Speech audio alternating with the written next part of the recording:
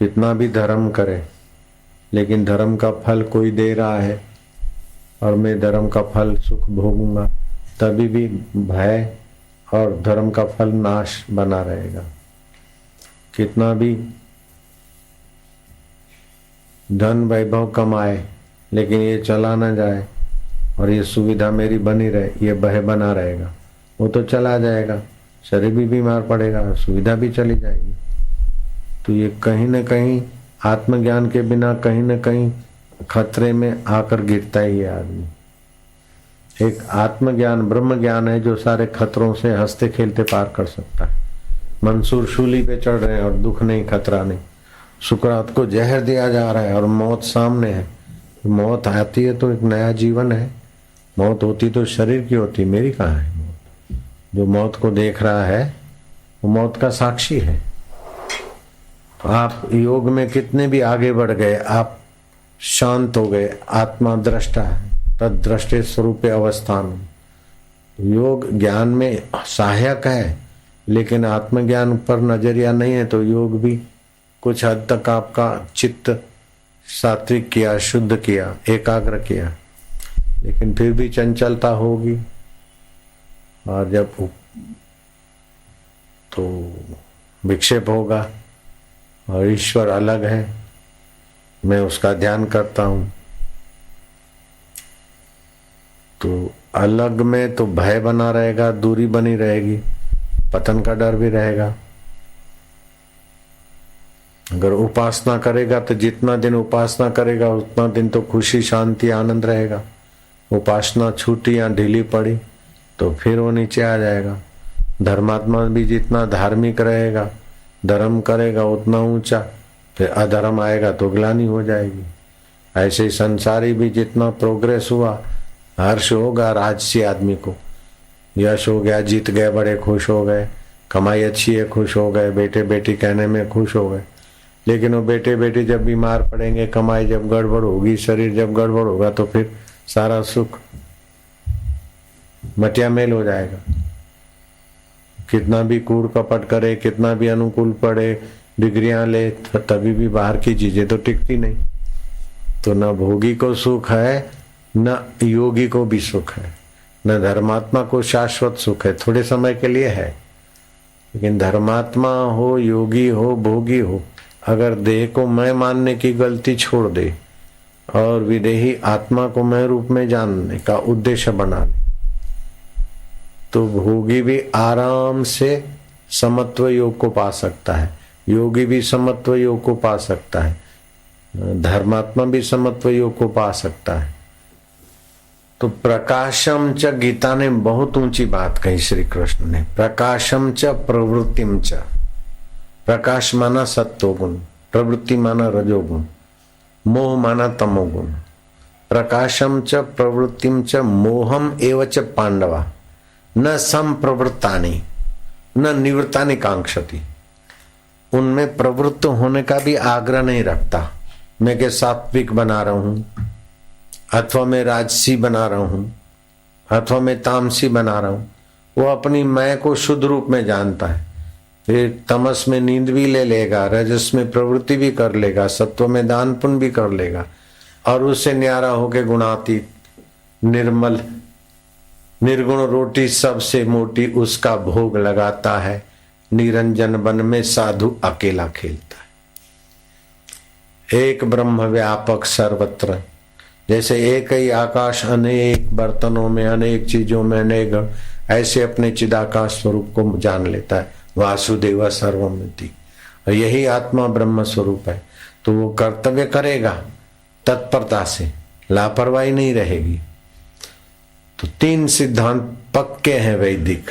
एक तो वासुदेव सर्वमिति, दूसरा ये आत्मा ब्रह्म रूप है, और तीसरा जिस समय जो अपना कर्तव्य है, कोई काम छोटा नहीं है, कोई काम बड़ा नहीं, जिस समय जो काम करते पूरा तत्परता से करें।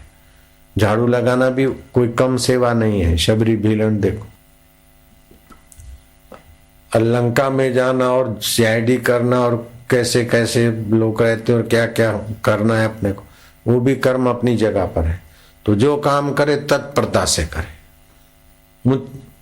उगता मन से ना करे कि मेरे को तो साधना करनी है, अब साधना करनी तो बुगले, साधना करनी तो ये जो सेवा है स्वार्थ रहित जो कर्म है, ये क्या असाधन है क्या? एकांत में योगी को आनंद आता है निष्काम भाव से भगवान और समाज के बीच जोड़ने के काम में लगो तो वही आनंद कर्म योग में भी आता है, तो वो भी साधन है। तो कर्म योग स्वतंत्र साधन है, भक्ति योग स्वतंत्र साधन है, ज्ञान योग स्वतंत्र साधन है। तो योग माना अपने स्वरूप में स्थिति होना चाहिए, वियोग नहीं होना चाहिए। तो कबीर जी ने कहा निरंजन वन में साधु अकेला खेलता है।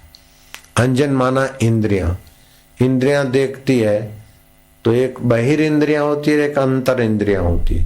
आंख, नाक, कान, जीभ ये ज्ञान इंद्रियां है, हाथ पैर और जीभ बोलती तो कर्म इंद्रियां है।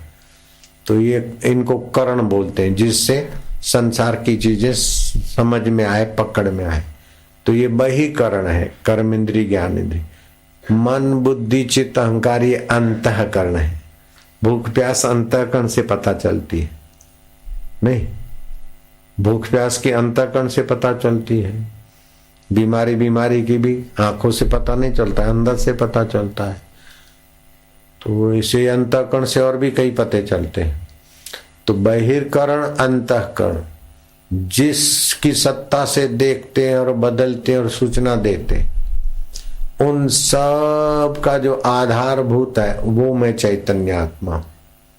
इस प्रकार के ज्ञान में जो टिकता है, ऐसे पुरुष को सदा समाधि संत की, आठों पहर आनंद, अकल मता कोई उपजा गिने इंद्र को रंक। इंद्र तो नाच गान हो, गंधर्व गाए तब सुख मिले, लेकिन वो अपने सदा सुख स्वभाव में रहता है। योगी की समाधि लगे तब सुख मिले, धर्मात्मा का धर्म संपन्न हो तब सुख मिले, भोगी का भोग संपन्न हो फिर चाहे सत्यानाश हो तब मजा आए। लेकिन बाद में तो भोगी की हालत बुरी हो जाती, लेकिन आत्मवेता की कभी हालत बुरी नहीं होती। अपने आत्मानंद में मस्त है, करे वेदांती खेल, मोह कभी ना ठग सके, इच्छा नहीं लवलेश। पूर्ण गुरु कृपा मिली, पूर्ण गुरु का ज्ञान। तो ये वशिष्ठ जी महाराज पूर्ण गुरु थे, तो राम जी को पूर्ण गुरु का ज्ञान मिला। तो राज्य अभिषेक की शहनाइयां बज रही है, कौशल्या माँ दान पुण्य कर रही है, मंगल मना रही है। सीता जी विधि विधान के अनुसार ब्राह्मणियों को, ब्राह्मणों को जो भी कुछ लेना देना हाथ व्यवस्था कर रही। और एकाएक हादसा हुआ कि राम राज्य नहीं होगा, वनवास जाएंगे। फिर भी राम जी के चेहरे पर शिकन नहीं पड़ी, दिल में चोट नहीं लगी। ठीक है, लक्ष्मण जरा थोड़ा नाराज हुए, लेकिन राम ने कहा तृष्णा वैतरणी नदी है, इच्छा वासना, क्रोध बड़ा शत्रु है। भाई श्री राम राज्य के बदले राम वनवास, इस सिद्धांत को जिसने भी चलाया, चाहे पृथ्वी पूरी हो, मैं एक हाथ में एक पत्थर का ढेला और पूरी पृथ्वी को मिट्टी का ढेला समझता हूं और उसको छिन्न भिन्न कर सकता हूं। आज्ञा दीजिए भाई श्री। राम राज्य में कोई विघ्न हम बर्दाश्त नहीं कर सकेंगे, किसी विघ्न को टिकने नहीं देंगे। लक्ष्मण तुम्हारा भाव तो ठीक है, लेकिन क्रोध न करो। ये वाहवाही और भोग और पद ऐसे हैं जैसे तप्त तवे पे पानी की बूंद, दिख दिख के विलय हो जाए। चुनाव चुनाव चुनाव, 5 साल कोई मंत्री बने न बने, पहले के मंत्री कहाँ गए बेचारे। अभी के मंत्री भी 5-10 साल के बाद बेचारे कहाँ होंगे। ये तो ऐसे इस जगत का भोग है, हो के विलय हो जाए। इसीलिए अपना योग न भूलो, जो सदा अपने साथ है, अपना आपा है। ये आने जाने वाली वस्तुओं के लिए धैर्य न खो। राम जी के उपदेश से लक्ष्मण को जरा ज्ञान प्रकाश पर तो थोड़ी शीतलता आई। ज्ञान के बिना उद्वेग, आवेश और परिस्थितियों के प्रभाव से सुरक्षा नहीं होती। यस्य ज्ञानमयम तपः, जिसका ज्ञान संयुक्त तप है वो बाजी मार लेता है। योग अपनी जगह पर उचित है, अच्छा है, लेकिन योग का उद्देश्य अगर आत्मज्ञान नहीं है तो योग भी वियोग हो जाएगा। धर्म अपनी जगह पर करना चाहिए, सीधा ज्ञान पचता नहीं। ज्ञान की तो बातें करें, बीड़ी छूटे नहीं, दूसरे का आकर्षण छूटे नहीं, तो ज्ञान टिकेगा नहीं। इसलिए धर्म, उपासना, संयम, ब्रह्मचर्य, दान, पुण्य, ये सब सहायक साधन है, उद्देश्य ज्ञान है। लेकिन सीधा ज्ञान की बातें करे और फिर मनमानी भी करता रहे तो मन का अधीन रहेगा। ज्ञान की तो बात रही, मौके पे दुख आएगा तो क्षमता नहीं टिकेगी। धोखे पे विपरीत परिस्थिति आएगी तो आत्मा में नहीं टिक पाएगा। इसीलिए अभ्यास की जरूरत पड़ती है। तो परमात्मा को पाने के लिए अभ्यास की जरूरत नहीं, परमात्मा तो मौजूद है, लेकिन गलत आदत छोड़ने के लिए, अच्छी आदत बनाने के लिए अभ्यास की जरूरत पड़ती। तो अभ्यास कैसा करें? तो भगवान बोलते अभ्यास योग युक्तेन, अभ्यास योग से युक्त होकर चेतसा नान्य अन्यगामिना। अन्य में तो व्यवहार होगा, लेकिन अन्य में छुपा हुआ अनन्य, वहां चेतसा जानी चाहिए। परम पुरुषम दिव्यम याति पार्थ अनुचिंतय, उस परम पुरुष सत्य चित्त आनंद स्वभाव ब्रह्म परमात्मा की सत्ता देखी। और ब्रह्म परमात्मा अपना आत्मा है, व्याप रहे ब्रह्म परमात्मा है। ऊपर से झगड़ने के जगह युद्ध के समय सूरमा होकर युद्ध करो, भोजन बनाने के समय ठीक से तत्परता से रसोया बनो, लेकिन अंदर से सुरता बनी रहे। मौलाना जलालुद्दीन रूमी ने भी कहा, खुशी से खा, खुशी से पी, न गफलत में रहो एकदम। अगर है शौक मिलने का तो हरदम लव लगाता जा। श्री कृष्ण कहते बुद्धि योगा उपाश्रितम मत चित्त सततम भव। वो बोलते लव लगाता जा सतत, ये बोलते मत चित्त सततम भव। जलालुद्दीन ने गीता से लिया अथवा किसी ग्रंथ से लिया या अपने सतपुरुष के उपदेश से लिया, लेकिन बात वहीं आ जाती पूर्णता की। तो जैसे पतंगिया दिए में सुख बुद्धि करके जल मरता है, ऐसे जो शरीर को मैं मानता और संसार के ऐश आराम से सुखी होना चाहता है, वो पतंगिए का पड़ोसी है, अपने को फंसाने के रास्ते जा रहा है। मछली स्वाद में फंसती और कुंडी गले में लगती तड़प तड़प के। भंवरा सुगंध में फंसता। ऐसे इन 5 इंद्रियों के विषय विकारों में फंसो नहीं, उपयोग कर लो। जैसे औषध खा के आप तंदुरुस्त हो जाते, ऐसे खा पी के शरीर को तंदुरुस्त रख के आत्मा के सत्ता में आओ। फिर भी कभी शरीर बीमार हो तो ये बेवकूफी मत करो मैं बीमार हूं। मन में दुख आए तो ये बेवकूफी मत करो मैं दुखी हूं। बुद्धि में ऐसा वैसा राग द्वेष है तो ये नहीं समझो कि मेरे में राग द्वेष है।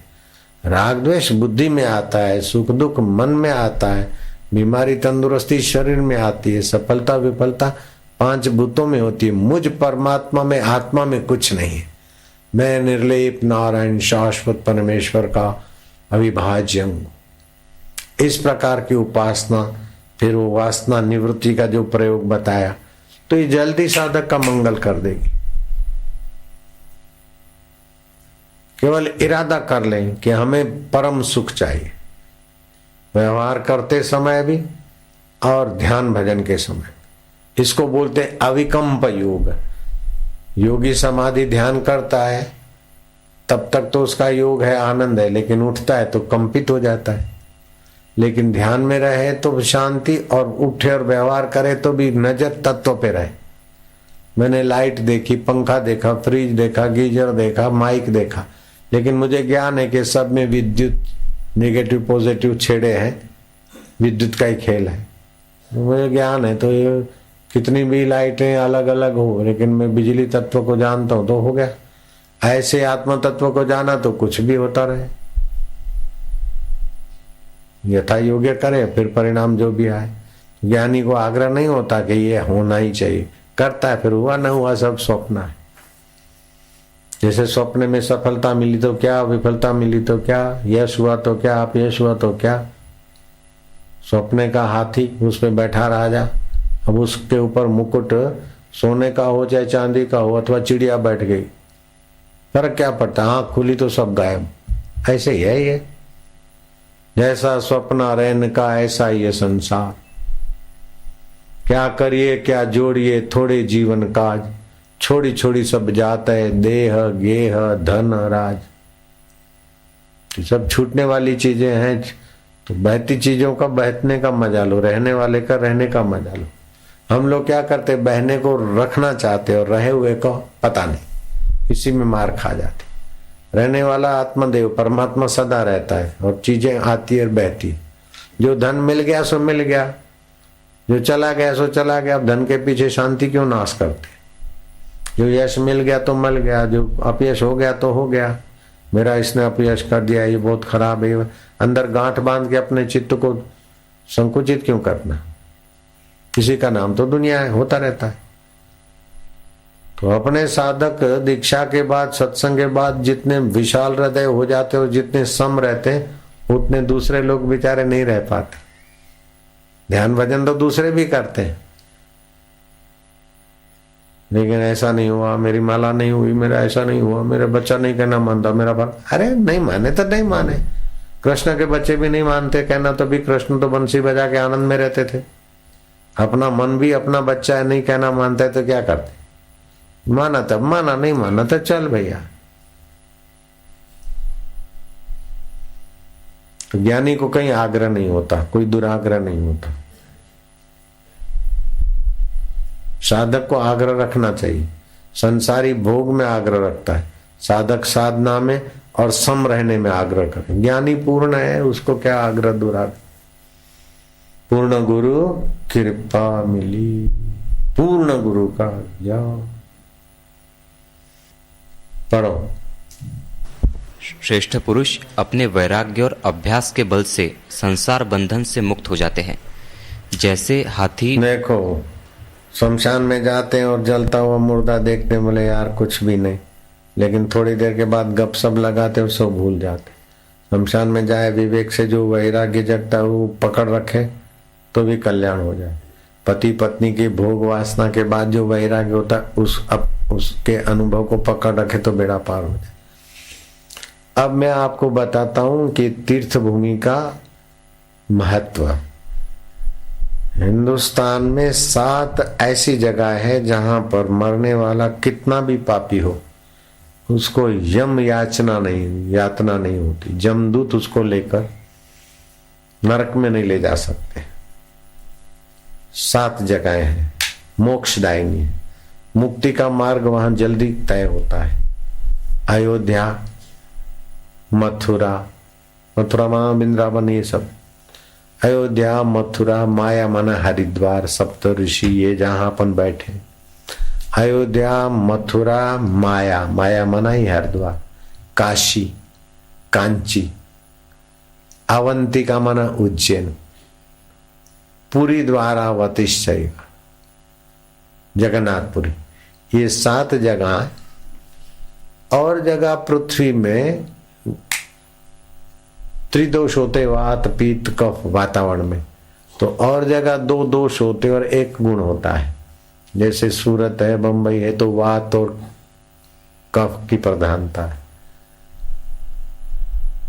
देहरादून में है तो वात और पित्त की प्रधानता है। लेकिन हरिद्वार में न वात है न कफ है, या पित्त होगा या तो कफ होगा, एक ही दोष होता है। तो ये 7 जो मोक्षदायी नगरी है उसमें स्वास्थ्य लाभ भी होता है। 3 दोषों में और जगह 2 दोष होते, एक ही हितकारी होता है। यहाँ 2 हितकारी, एक ही दोष रहता है। अब किसी की वायु प्रकृति तो हरिद्वार में रहे तो वायु कम हो जाता है, तो वायु प्रकृति वाले के लिए तो अच्छा हो गया। किसी की पित्त प्रकृति है और हरिद्वार में पित्त कम है तो उसके लिए वो अच्छा हो गया। तो जैसी प्रकृति है वो जहाँ कम है उसके लिए वो अच्छा हो जाता है। तो कईयों को किसी जगह जाने पर एकाएक बीमारी बढ़ जाती है और फिर जगह बदलने से बीमारी कम हो जाती है। चौथा दोष होता है आम का। आम माना कच्चा रस शरीर में, वो राजस्थान में पुष्कर में और राजस्थान में आम दोष दूर हो जाता है। तो कई राजस्थान के लोग देश में है और उसमें भी बीकानेर के, फलाने डिस्ट्रिक्ट के, चूरू के, कई कलकत्ता में है, चूरू डिस्ट्रिक्ट के, कई कहीं के, वो उधर बीमार रहते हैं लेकिन राजस्थान में आ जाते तो हम स्वस्थ हो जाते। तो वहां क्या है, राजस्थान में आम दोष को निवृत्त करने का हवामान है, सुखी हवा है, तो पाचन ठीक होता है, कच्चा रस पच जाता है तो बीमारियां दूर हो जाती। तो वात, पीत, कफ और आम, ये 4 चीजें होती है। जब 2 मिल जाती ना तो बीमारी बन जाती है। वायु और पित्त बन गया तो हार्ट अटैक हो जाएगा, कफ और वायु बन गया तो जोड़ों का दर्द बन जाएगा। तो फिर उसकी कई नाम और कई बीमारियां अलग अलग बन जाती है। तो सूर्य के किरणों में बीमारियों को दूर करने की शक्ति है जे आदि के बैक्टीरिया पानी उबालो तभी नहीं मरते, लेकिन सूर्य के किरण में टिकते ही नहीं, चले जाते।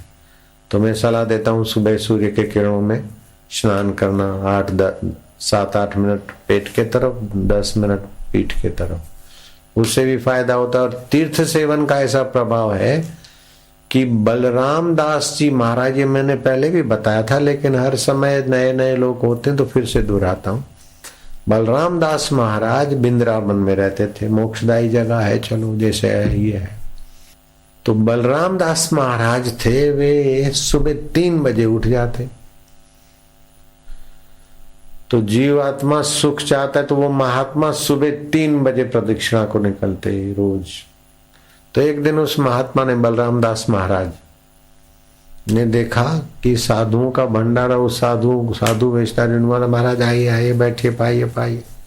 बोले अभी अंधेरी रात में इधर खाना भोजन हो रहा है। बोले महाराज, बोले हम तो सूर्य उगने के बाद, नियम करने के बाद ही खाते। तो को ले जाइए जरा। तो एक गरम गरम परोठा घी भी डाल के दिया, अंगूछे में बांध दिया पत्तल। तो बलराम दास महाराज आए अपना वृंदावन की जो पंचकोशी 10 माइल 16 किलोमीटर की यात्रा करके सुबह का भ्रमण करके आए।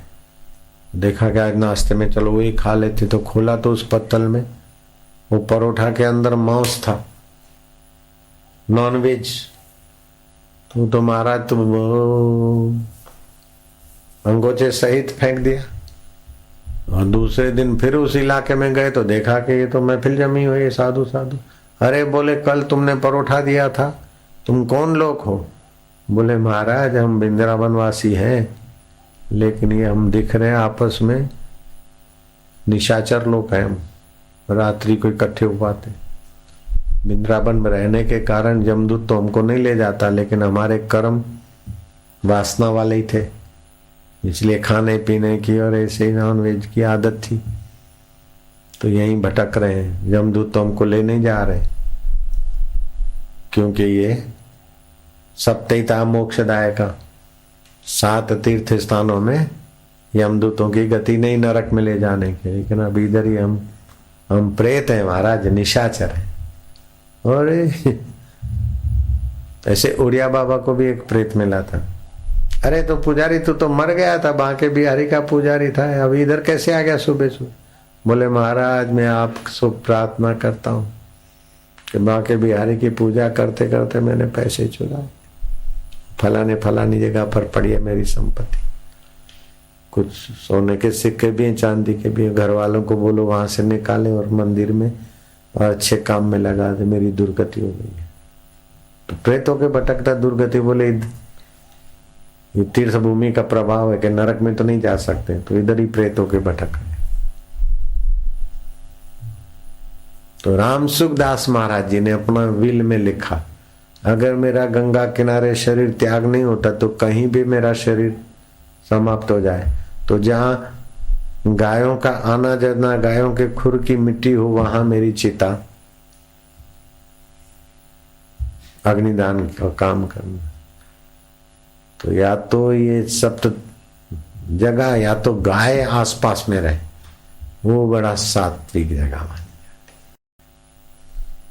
और इससे भी ज्यादा सात्विक है कि जो सदा पास में उस ब्रह्म परमात्मा को आत्मा समझ के वासुदेव सर्वमिति, हो तो तत्वज्ञानी थे जहां भी शरीर छोड़े। काशी में रहने वाले कबीर जी काशी छोड़कर घर में चले गए कि जब स्थान विशेष से मुक्ति मिलती है तो फिर मेरे ब्रह्म ज्ञान की क्या महिमा। तो जहां मरने से आदमी सुअर होता है मैं वहीं जाके शरीर छोड़ता हूं। तो ज्ञानी के लिए ऐसा नहीं है, लेकिन ज्ञानी जब आम समाज को देखता है, भक्तों को देखता है, तो चलो वही भक्तों का तो भला होगा होलसेल में। काशी में भी अपना है ना, काशी में भी अपना आश्रम तो है, तो चलो तीर्थ भूमियों में तो है ही है। तो जो साधारण नए नए भक्त हैं उनको कभी काशी में रखो, थोड़े दिन उज्जैन में रखो, थोड़े दिन हरिद्वार में रखो, नासिक में रखो, अनुष्ठान करो, भजन करो, लेकिन उद्देश्य हो परमात्मा वासुदेव सर्वमिति। तो जहां पहुंचना है उसका पहले उद्देश्य बना लो तो जल्दी यात्रा होगी।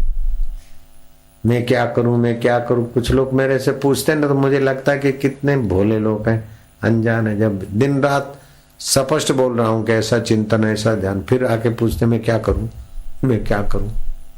तो मैं बोलता हूं मरो क्या है, तो वो तो मरेंगे नहीं, कर्तापन मरे बस। क्या करूं, सुख दुख में सम रहो। क्या करूं, जगत को सपना मानो। क्या करूं, आत्मा को अपना मानो। क्या करूं, प्रसन्न रहो। क्या करूं, निष्काम भाव से सेवा करो। क्या करूं, ओमकार का गुंजन करो। क्या करूं, मूल बंद करो। क्या करूं, गुड़ियान बंद करो। क्या करूं, जालंधर बंद करो और जीभ तालू में लगाओ। क्या करूं, एक टक देखो, 10 मिनट रोज ओमकार का जप, 20 मिनट। क्या करूं, ईश्वर की ओर पढ़ो। क्या करूं, नारायण स्तुति पढ़ो। अब क्या करूं वाले पूछे तो ये कैसेट दिखा दो बस। नारायण हरि। रुपया पैसा है तो कमाई का 5वां हिस्सा 20% ध्यान पुण्य करो। कम पैसा है तो 10% करो। समय का 10% ध्यान भजन में सेवा में लगाओ। और क्या करूं कौन पूछता है, उसको खोजकर मेरे पास ले आओ।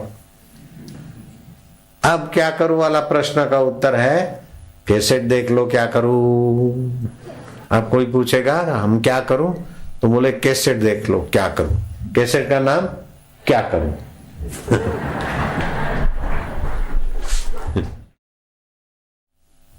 तो प्रेत बनते वासना के कारण। जो शरीर मिला उसका सदुपयोग नहीं किया, दुरुपयोग किया, तो ऐसा शरीर फिर मिलता नहीं। शरीर नहीं मिला तो प्रेत बनना नहीं पड़ता। प्रेत तो ही है, अभी प्रेत है, स्थूल शरीर में बैठे हैं, तब मनुष्य देख रहे हैं। शरीर छूटा तो प्रेत ही है, जब तक दूसरा शरीर नहीं मिला तो प्रेत बनना क्या पड़ता है ही है।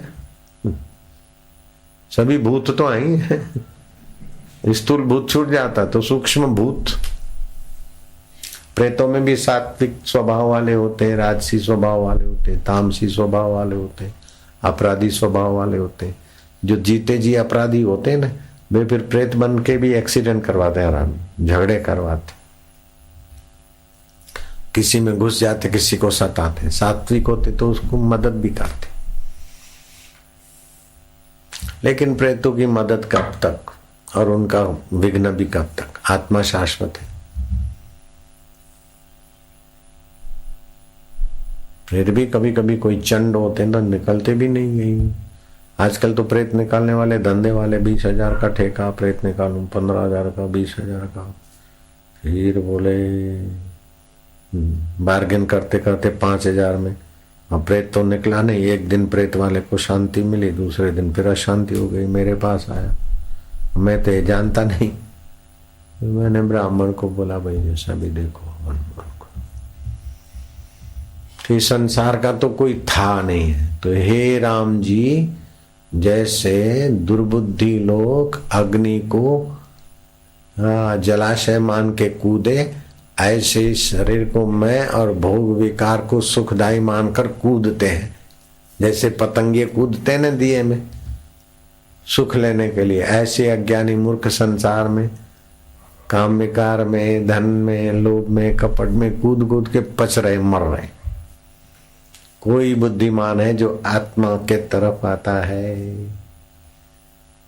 तो धर्म के तरफ चलता है। और धर्मात्मा में भी कोई कोई विरला होता है जो उपासना करके ध्यान, और उसमें भी कोई विरला होता है कि ध्यान उपासना का फल आत्मज्ञान है। और कोई भागशाली होते सदगुरु के शिष्य के सीधा ज्ञान मार्ग में चलते। ज्ञान में परिपक्व होने के लिए ध्यान करो, सिद्धियां पाने के लिए ध्यान नहीं, स्वर्ग पाने के लिए ध्यान नहीं, अपने आत्मा परमात्मा को जानकर मुक्त आत्मा होने के। अभी यही स्वर्ग है, आपके मन में शांति है, परमात्मा ज्ञान है, परमात्मा आनंद है, तो आप जहां जाए वहां स्वर्ग है। अगर मन में राग द्वेष है तो स्वर्ग में भी खिंचाता नहीं है। अपने को बड़े को देख के जलो, छोटे को देख के अहंकार करो, बराबरी वाले तो संघर्ष, वहां भी तो गड़बड़ी चल रही है। तो शिवलोक में भी ऐसे ऐसे लोग होते कि पार्वती को देख के जलते। तो एक बार तो पार्वती, शिव जी समाधि में गए तो पार्वती को उठा कर ले गए शिव जी के गण, और पार्वती का पुलाव बना दिया। ऐसी कथा आती योग वशिष्ठ में। जब तक आत्मा परमात्मा का साक्षात्कार नहीं हुआ तो कितना भी साधक हो जाए, कुछ न कुछ राग रहता है, द्वेष रहता है, हेरा फेरी रहती है, कुछ न कुछ गड़बड़ियां तो चलती रहती है। ज्ञान वाला शिव जी ज्ञान स्वरूप है, विशाल हृदय, तो चलाते रहते। बाकी सब आपके मन चाह हो जाए तो शिव जी के यहाँ रहने वाले भी मन चाह नहीं करते। सबके मन भिन्न भिन्न है, वासना भिन्न भिन्न है, संस्कार भिन्न भिन्न है, लेन देन भिन्न भिन्न है। तो ये ज्ञान से विशालता आती तो बड़ी तसल्ली रहती। नहीं तो ये ऐसा है, वो ऐसा है, इसको ठीक करो, उसको ठीक करो, तो तू रह जाएगा कुंभ मेले के बिना। मैं काल्पनिक कहानी कहा करता हूं कि हरिद्वार में अथवा कहीं कुंभ का मेला लगा, लालिया और मोतिया दोनों कुत्तों ने ठान लिया कि कुंभ का स्नान करें। दोनों चल पड़े। लालिया तो चले, लेकिन मोतिया को कोई भौंके तो मोतिया सुनाए कि बेवकूफ मूर्ख लोग, कुंभ में चलो, विघ्न क्यों करते हो। भौं भौं भौं भौं भौं भौं भौं भौं भौं।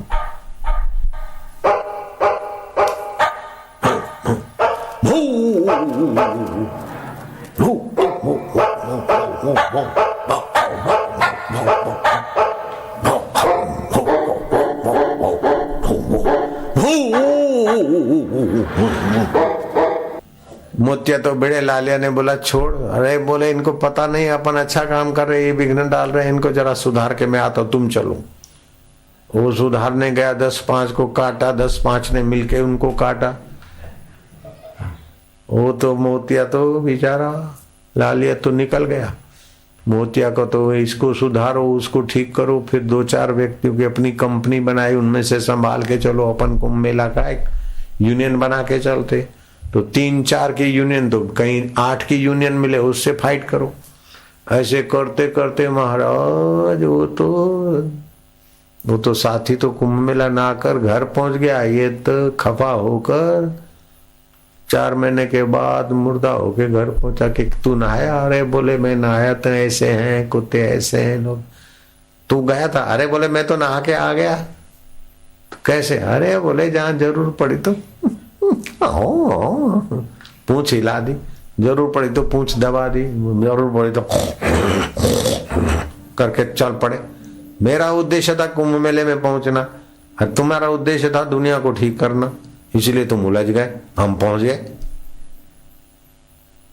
तो भाई ठीक हो, पत्नी ठीक हो, मेरा पति दीक्षा ले ले, मेरी पत्नी ऐसा कर ले, मेरा फलाना है, तो बस फिर लालिया जैसी पंचायत में पड़ोगे। समझ रहे बात को? हाँ, आप ठीक से चल पड़ो, फिर पत्नी की चिंता न करो, तुम्हारे पुण्य प्रभाव से ही पत्नी का भला होने लगेगा। नारायण हरि। तो जिसको ब्रह्म ज्ञान का सत्संग मिल जाता है उसके लिए स्थान की विशेषता इधर जाऊं उधर जाऊं नहीं, जहां भी रहे अपने परमात्मा भाव में। हाँ जी, वशिष्ठ जी महाराज का उपदेश बड़ा हितकारी। तो क्या करूं? बोले योग वशिष्ठ पढ़ा करो। और क्या करूं? जीवन विकास पढ़ा करो। और क्या करूं? कमरा बंद करके 5 मिनट भगवान के लिए रो, नाचो, हंसो, गाओ। बोले बाबा इतना तो बहुत अच्छा है, लेकिन एक बात बताओ, मेरे लिए मैं क्या करूं? तुम्हारे लिए तुम क्या करो? तो तुम क्या चाहते हो? बाबा तुमसे मैं तुमको ही चाहता हूं, भक्ति हो गई पूरी, तो तुमको पाने के लिए क्या करूं? तो ये जो मैंने बताया ना, मुझे पाने के लिए ही बताया बच्चों। तो बाबा तुम तो मिलते नहीं हो, तुमको कैसे पाऊं? हम बिछड़ते नहीं है लालू, खाली यही नहीं है, हम जो है, जो दिख रहे हैं उतने ही हम नहीं है। ये जो बताया ना क्या करूं, उसमें से करोगे तो पता चलेगा।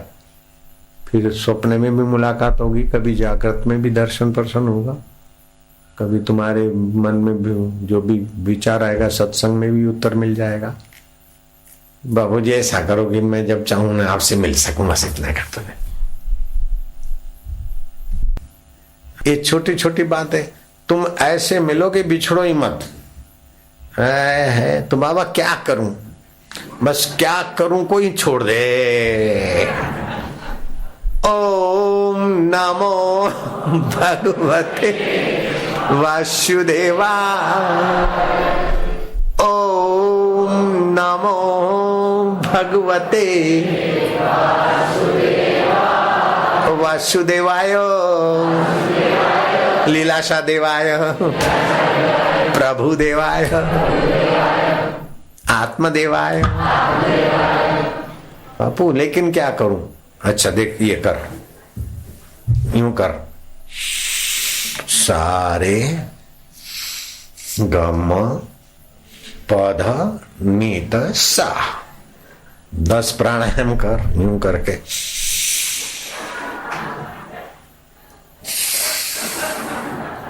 ऐसे करें, ऐसे करो तो स्वाभाविक है, ठीक है, नहीं तो फिर ऐसे करो। सलाम भी मारते तो ऐसे भी करते थे, लेकिन और क्या करूं? और ऐसा करके लंबा श्वास लो, लंबा श्वास लो, ओम शांति ओम आनंद, करूं करूं का भूत गया, ऐसे 5-7 फूंक मारो। बोले फिर क्या करूं? फिर क्या करो? एक टक देखो। अरे बापू फिर क्या करूं, फिर क्या करूं, क्या करूं? ऐ है क्या करूं? कौन पूछ रहा है? उसको खोजो। अरे एक टक देखो, फिर फोटो से क्या प्रकट होता है, प्रकाश क्या होता है, अंदर क्या होता है, देखते रहो। बापू जी यहां भी पहुंच गए, फिर क्या करूं? फिर योग वशिष्ठ का वैराग्य प्रकरण पढ़ो, कभी कभी उत्पत्ति प्रकरण पढ़ो, कभी स्थिति प्रकरण पढ़ो, और शांत होते जाओ। बोले यहां भी पहुंच गए, फिर क्या करें? फिर मेरे शिविर में कभी आया करो। बोले ये बात भी अच्छी है, हाँ ये तो अच्छा, लेकिन बाबा ऐसा कुछ बताओ कि मैं रहूं ही नहीं। ऐसे एक माई आती है, मैं क्या करूं, मैं क्या करूं? जब उसको देखता हूं ना तो ये सारा सत्संग शुरू हो गया। जब भी देखो, जब भी बताओ, फिर भी बोल मेरे को ऐसा कर दो ना, मेरे को ऐसा। बड़ी श्रद्धालु है, बुढ़ी माई है, बड़ी हिम्मत वाली भी है, श्रद्धालु भी है, खूब माल मलिदा खिलाने को भी, खाने को भी, ये दो ये नहीं मेरा। उसको देख के मैं जरा मुंह बना लेता हूँ ताकि क्या करूं क्या करूं क्या करूं। हाँ वो माई आए तो ये क्या करूं कैसेट दे देना, और जो भी बोले मैं क्या करूं कैसेट क्या करूं। नारायण नारायण। लेकिन बच्चे कहना नहीं मानते तो क्या करूं? पति कहना नहीं मानता तो क्या करूं? पत्नी कहना नहीं मानती तो क्या करूं? आदमी शराब पीता है तो क्या करूं? आदमी शराब पीता है तो उसके दिमाग के पीछे नजर डाल, शराब छोड़ दो, शराब छोड़ दो, उसका नाम लेके तो शराब छोड़ देगा। बेटे नहीं मानते तो नहीं माने तो नहीं माने, तू चिंता छोड़, अपने आप फिर मानेंगे, और माने तो क्या, नहीं माने तो क्या। ज्ञान का आश्रय ले। मेरी पड़ोसन मेरे को देख के जलती तो क्या करूं? बापू जी ये प्रश्न बढ़िया है, मेरी ननंद है, मेरे ये रिश्तेदार मेरे को ऐसा करते हैं, जलते, तुम्हें क्या करूं, अब क्या करें। जो ज्यादा जलते हैं ना तो अपने लिए दुख बनाते, वो अपने लिए दुख न बनाए इसलिए तुम उनसे प्रेम से व्यवहार करो। फिर भी जैसा भी करे, मैं तो बहुत करती हूं लेकिन वो है जैसे, वो है जैसे, लेकिन उनकी गहराई में मेरा प्रभु देख रहा है कि मैं कितनी उदार हूं, तो अपनी उदारता बरस। लेकिन वो मुझे उल्लू बनाते, वो बनाते तो पता है ना, तो बस उल्लू बनो मत और उनको उल्लू बनाओ मत। तो मैं क्या करूं?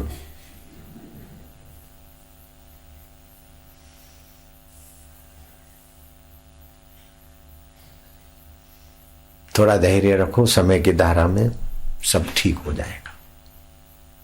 मेरे को देख के बहुत जलते हैं, लेकिन वो सदा रहने वाले नहीं है, तेरे को पता नहीं है। वो कभी बीमार हो जाएंगे, कभी मन बदल जाएगा। अभी तू चिंता काहे को करता है? अभी तो कुछ नहीं कर रहे, नहीं अभी नहीं, लेकिन कभी कुछ भी कर सकते मेरे को। जब करेंगे तब देखा जाएगा। ओम त्र्यंबकम यजामहे सुगंधिम पुष्टिवर्धनम, मंत्र जप के निकला कर, तेरा कुछ नहीं बिगड़ता। हाँ, ये बात ठीक है। लेकिन कभी कोई मुसीबत आ जाए एकाएक, तो क्या करूं? तो ओम ह्रीम ओम, ओम ह्रीम ओम, ओम ह्रीम ओम जप कर आहुति दे, मुसीबत को रोकने वाला वातावरण बन जाएगा। बस और क्या है। किसी ओचिंती मुसीबत आ जाए तो मुसीबत सहने की तैयारी रखो, और फिर भी कोई बड़ी मुसीबत है तो ओम ह्रीम ओम, ओम ह्रीम ओम ठोक आहुतियां दे, आहुतियां सूर्य देव को, अपने आप विघ्न बाधाओं को तपा के दूर कर देगा। ये बात ठीक है। देखो बाबा क्या करूं पूछने वालों ने सबके लिए अच्छा नहीं बना दिया कैसेट। हाँ, कैसेट तो अच्छा बनाया। क्या करूं, काम में आएगा। अब बताओ ये ऑपरेशन करूं कि नहीं करूं? बच्ची का, बेटे के लिए ऑपरेशन बोला है, करूं कि नहीं करूं? वो मेरे वैद्य की सलाह ले ले, जितना हो सके बिना ऑपरेशन के ठीक हो जाओ। वैद्य बोले कि कराओ ऑपरेशन तो करा ले, लेकिन आंखों में ऐसा है, मैं क्या करूं? नेत्र बिंदु डाल। तकलीफ होती तो हाथों को रगड़ के आंखों पे लगा, जिधर तकलीफ होती वो लगा। तो बीमारी होती तो ऐसा करूं कि हाँ बापू तुम बहुत अच्छे लगते हो, तो तेरा जी करता है पकड़ के घर में ले जाएगा। बोले बापू क्या करूं, तुम आने वाले नहीं है ना। अरे हम जाने वाले भी तो नहीं है, क्या करूं सुना कर और मेरे सामने देखा कर, फिर देख जाता भी नहीं आता भी नहीं। आए है तो तुम अपने स्वभाव में आ जाओ। बोले मेरा स्वभाव तो मेरे को पता नहीं। तुम्हारा स्वभाव सत है तो मरने से डरो नहीं, दूसरे को डराओ नहीं। और सत्य सत्ता से तुम्हारी गति है, पैरों की गति, वाणी की बोलने की गति, बैठने की गति, करने की गति। ये गति भरता भोगता ये सत्य स्वभाव की। और तुम्हारा चित्त स्वभाव है, बुद्धि में अपने ज्ञान का प्रसाद बढ़ाओ। और तुम्हारा आनंद स्वभाव है, तो आप आनंद में रहो, दूसरों को आनंद में आने। आप सुखी रहो, दूसरों को सुखी करो। आप प्रसन्न रहो, दूसरों को प्रसन्न करो।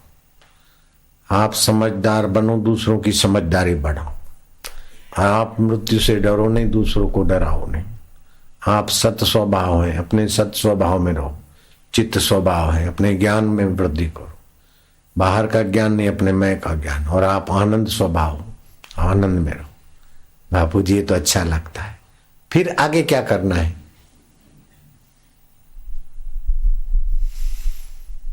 आगे आपका स्वभाव खाली इधर का मन का स्वभाव तुम्हारा नहीं है, बुद्धि का स्वभाव तुम्हारा नहीं। तुम्हारा स्वभाव है जो रोम रोम में रम रहा है ब्रह्मांडों में, वही तुम्हारा चैतन्य स्वभाव है।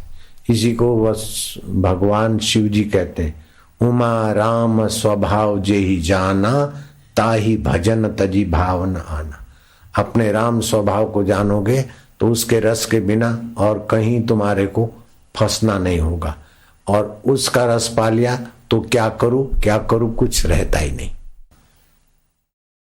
ओम ओम ओम ओम ओम ओम ओम ओम हरि ओम ओम ओम ओम प्रभु ओम ओम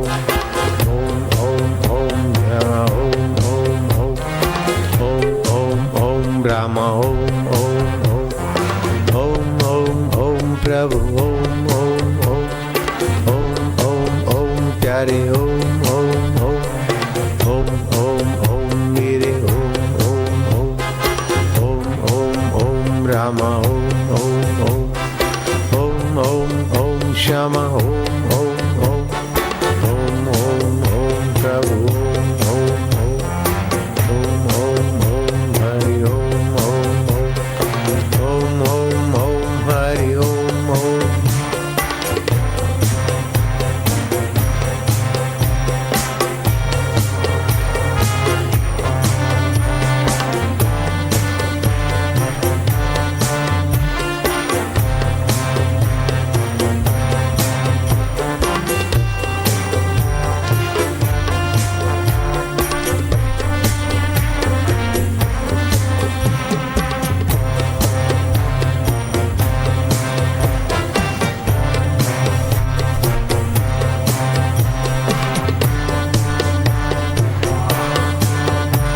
तुम्हारी रग रग पावन हो रही है, पाप नाशिनी ऊर्जा बनकर 72,000 नाड़ियों को पवित्र कर रही है। शोक मोह और अहंकार विलय हो रहा है, शांति आनंद और भगवत चेतना का माधुर्य प्रकट हो रहा है। प्रभु तेरी जय हो आत्मदेव। ओम ओम ओम मेरा बोले रोम रोम ओम ओम ओम आनंद ओम ओम ओम ओम ओम श्याम ओम ओम शिव ओम ओम हरि ओम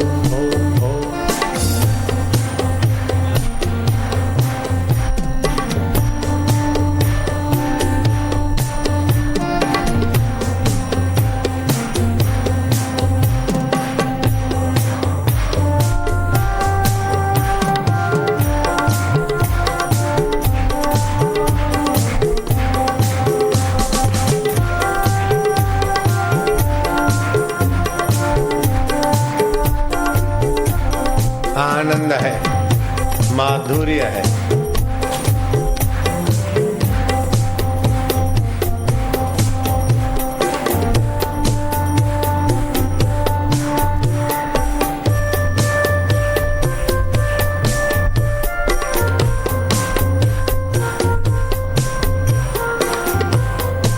प्रभु तेरी जय हो, आनंद देवा जय हो,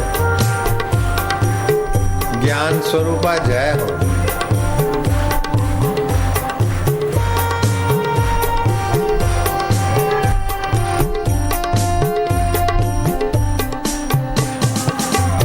ओम ओम ओम ओम हरि ओम प्रभु ओम प्यारे ओम मेरे ओम रामा ओम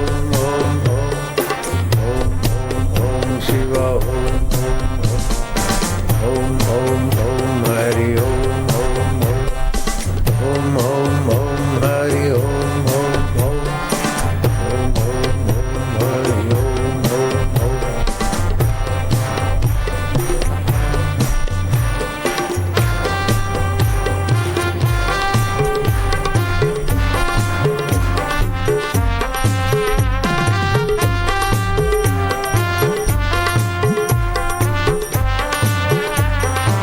आनंद है, पापनाशिनी ऊर्जा बन रही, ओज बल और तेज विकसित हो रहा है।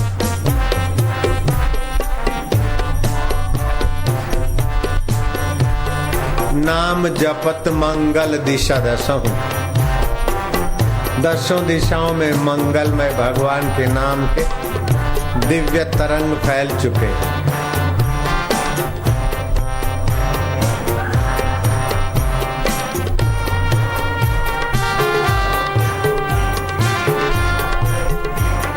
आनंद है, माधुर्य है,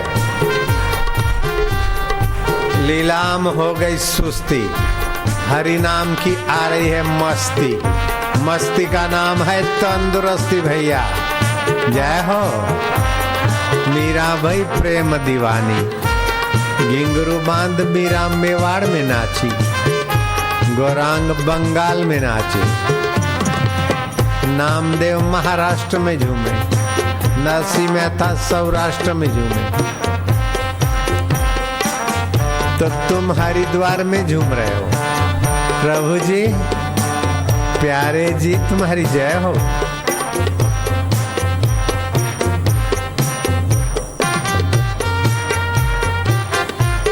आनंद है, मंगलमय वेला है, मंगलमय घड़ियां हैं, मंगलमय प्रभु का नाम है। जय हो।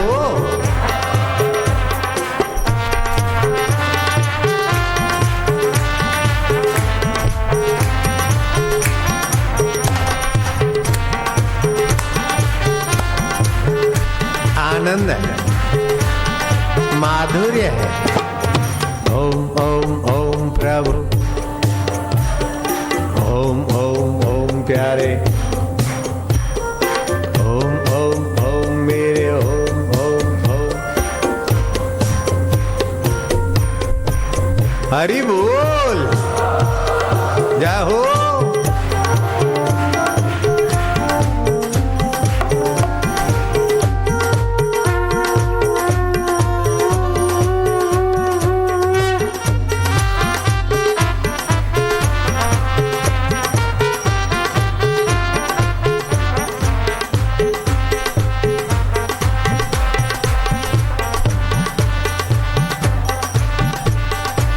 हजार बार भगवत नाम उच्चारण हुआ, बस भगवत प्रीति, सामर्थ्य, आनंद शुरू हो जाएगा। कई छुपे हुए रोग भी भाग जाते हैं, कई छुपी हुई वासना भी विदा होती है।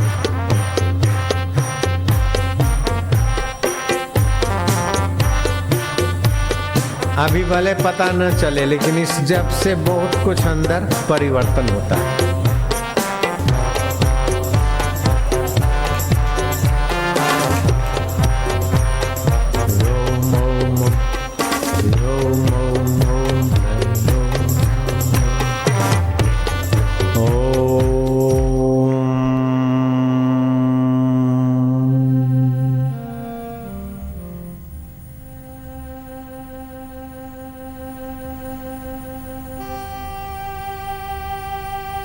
जल्दी जल्दी भगवान नाम लेना, ऐसे हर्ष उच्चारण करते हैं। हर्ष उच्चारण से पाप नाशिनी ऊर्जा पैदा होती, फिर दीर्घ उच्चारण होता है, उससे कार्य साफल्य शक्ति बनती, फिर प्लुत उच्चारण होता है, इससे भगवान में विश्रांति मिलती और सामर्थ्य आता है। विकारों से बचने का, दुखों में सम रहने का, और भगवत प्रसाद्या मति बनती है। जैसे अभी किया थे हर्ष उच्चारण। अब थोड़ी देर पहली उंगली अंगूठे से 3 उंगली से ली,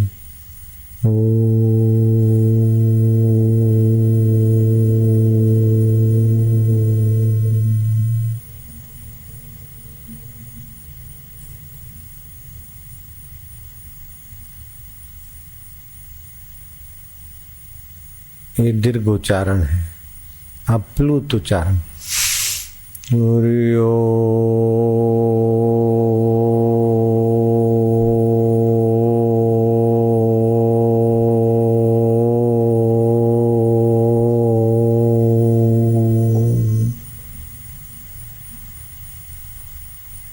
जितनी देर उच्चारण किया उतनी देर चुप हो गई। तो वास्तविक जो परमात्मा तत्व है निसंकल्प है। तो प्लुत उच्चारण में निसंकल्प अवस्था आती, ये शरीर और इंद्रियां, बहिर्करण और अंतःकरण, ये सब प्रकृति के राज्य में है। परमात्मा की सत्ता इनमें है, लेकिन ये परमात्मा में नहीं है। ये बन बन के बिगड़ जाते हैं कि परमात्मा सत्ता ज्यों का त्यों रहता है।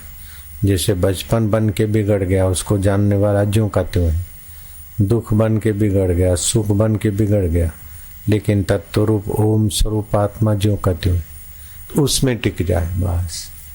रात्रि में भी प्रगाढ़ नींद में उसी में टिकते तो कितना सुखद दूसरा दिन होता है। अगर प्रगाढ़ निद्रा नहीं आई, उसमें ठीक नहीं टिके, तो कितने भी लेटे रहो, सोए रहो।